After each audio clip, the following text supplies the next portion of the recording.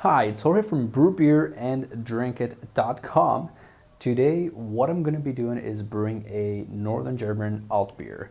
And it's essentially a amber ale, except it's going to be brewed with lager yeast, and I'm going to ferment it at hybrid temperatures. So it's going to be pushing the high 50s, maybe low 60s. So depending on how the yeast starts to perform, something I have to kind of take a look at. But anyways, the recipe is basically, I took my amber ale recipe and I added a little bit more Munich malt, so it ended up being about 6 pounds of German Pilsner malt, 3/4 pounds of Crystal 120, and about half pound of Crystal 160, and I did let's say about 2 pounds of Munich, domestic Munich, which is about 10 Lovey Bond.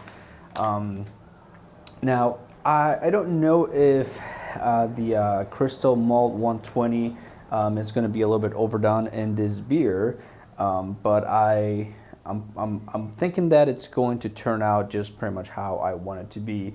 And the reason I say that is because reading the description and kind of going over some commercial examples, it's kind of hard to see exactly how much caramel flavor really comes from the crystal malts, the lower Lovey Bond, and what exactly it's used, what exactly do brewers use to give the beer the darker color that it has.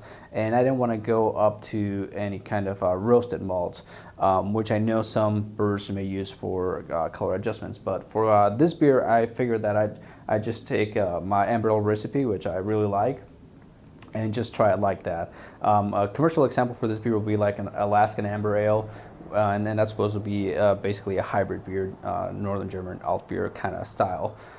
So anyways, that's what the grain recipe is like. And now for this beer, I'm going to continue my hop. I wouldn't even call it experiment anymore, because I just tapped my German Pilsner that I brewed with aged hops. So I'm going to be brewing this beer with aged hops, and I think I figured out how to bitter a beer using beta acids instead of alpha acids. And so now I gotta kind of figure out, how does the quantities, the amounts that of aged hops that you use translate, when you're using regular fresh hops as opposed to aged hops. So just like last time, the hops that I have here, they're being aged, and so you can see how they are essentially brown and dark, and oxidized is the correct word, I would say. And that's basically what you want from aged hops. You want them to be oxidized, because that's how beta acids are formed. And I'll do a full review of the regular Pilsner, but I can already tell you that a lot of the information that's out there on aged hops is wrong, and it's very misleading. So it's something that I'll probably be focusing on and trying to put out good information out in the near future. So anyways, that's with hops. And then lager yeast, I'm going to be using the German Lager X, which is, I guess, a newer series. I don't know if this will be available forever or if it's just seasonal, but it's the WLP835. I brewed a couple of lagers, and I'm really enjoying the yeast. And since I haven't seen much sulfur production, I think this may be perfect for a hybrid beer. So I'll have to find out if it puts out too many esters or not, and then if not, then I'll have to redo the beer and use a different yeast strain. But I think this yeast strain will work just fine for this style of beer. So anyways, that's it for now. Let's go ahead and get started. So this is a very simple beer to brew, especially after you've been doing a few decoction mashes. But anyways, I start out by adding all of my grains into my mash tun and doing any salt additions. I did about 1/4 teaspoon of gypsum salt and 1/2 teaspoon of calcium chloride. Now, Once I did my salt additions, I went ahead and mashed in. The target temperature for my mash was 151. I ended up being about 152, so it's not that much higher. Anyways, I let this sit for about 60 minutes, an hour, and then I came back and just started to recirculate. Obviously, I stir the mash a few times here and there, during the hour, and then let it sit to make sure that the grain bed settled.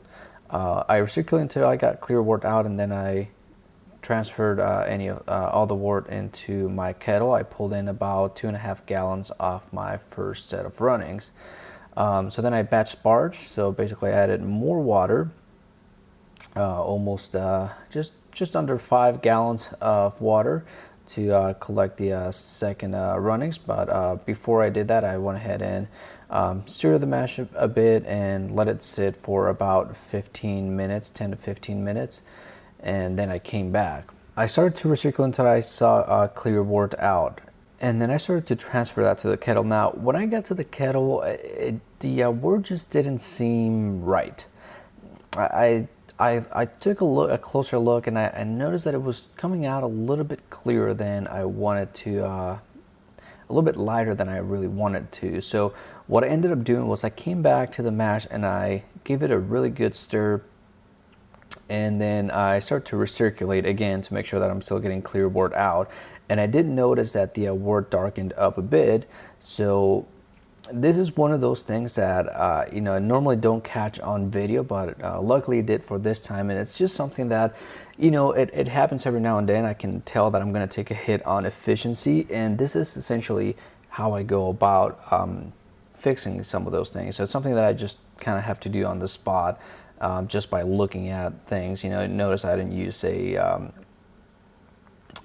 hydrometer or anything like that. It's all visual, and I can just tell when something's not right. So anyways, I went ahead and collected the rest of my wort. I ended up collecting a total of about 6.5 gallons for this beer. And then I brought the wort over to, then I went ahead and started my boil. So obviously waited for the hot break to settle down, and as soon as the hot break settled down, I went ahead and started to add my hops. Again, this is an ounce of Czech Saaz hops. They've been aging for a couple of months now. All the cheesy smell has been, it's gone, so I don't have to worry about any of that. So anyways, boiled for about an hour, and then I cooled down my wort, brought it down to yeast pitching temperature, which in this case is going to be 60 degrees. Transferred my beer to my fermenter. Obviously aerated the wort, and then I added my yeast. I did straight from the vial, since I'm still trying to get some data from pitching yeast straight out of a vial. So anyways, this is a hybrid beer, and it's going to ferment. I'm going to ferment this at 60 degrees is where I set my thermostat. So I'll do a full review of this beer when it's ready. Stay tuned for that. I hope you like this video. Let me know what you think. Don't forget to like, comment, and or share this video. We'll see ya the next one.